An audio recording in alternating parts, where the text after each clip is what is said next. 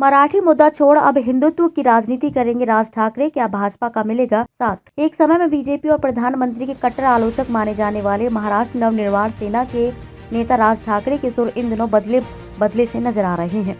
महाराष्ट्र में शिवसेना की सरकार गिरने के बाद से राज ठाकरे बीजेपी नेताओं के संपर्क में हैं। कभी मस्जिदों से लाउड स्पीकर हटाने की मांग पर शिवसेना को घेरने वाले ठाकरे ने इसी मुद्दे पर यूपी के सीएम योगी आदित्यनाथ की तारीफ की है।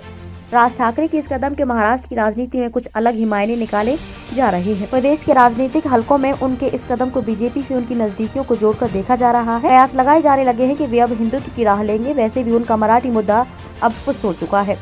देखा जाए तो पिछले कई महीनों से राज ठाकरे खुद को हिंदुत्व के नेता के तौर पर स्थापित करने की कोशिश कर रहे हैं, ताकि महाराष्ट्र की सियासत में शिवसेना के हिंदू वोटों को अपने पाले में लाया जा सके। पीएम मोदी के विरोध और कांग्रेस के समर्थन में प्रचार कर चुके राज ठाकरे की राजनीति में आए हालिया बदलाव को उनकी पार्टी महाराष्ट्र नवनिर्माण सेना और बीजेपी के बीच बढ़ती नजदीकियों के रूप में देखा जा रहा है।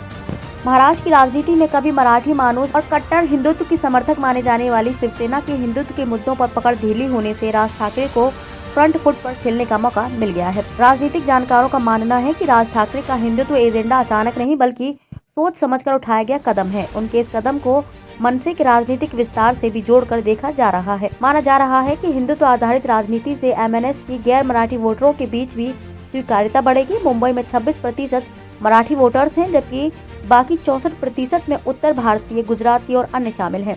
इसकी एक और बड़ी वजह मनसे की उत्तर भारतीय विरोधी पार्टी होने की इमेज को धोने की कोशिश भी है। कभी अपने ही धुर विरोधी रहे दल कांग्रेस और एनसीपी से हाथ मिलाने के बाद उद्धव ठाकरे के समर्थक भी खुद को असहज महसूस कर रहे हैं। इसी बीच राज ठाकरे को हालिया राजनीतिक अवसर का फायदा उठाने का मौका नजर आया।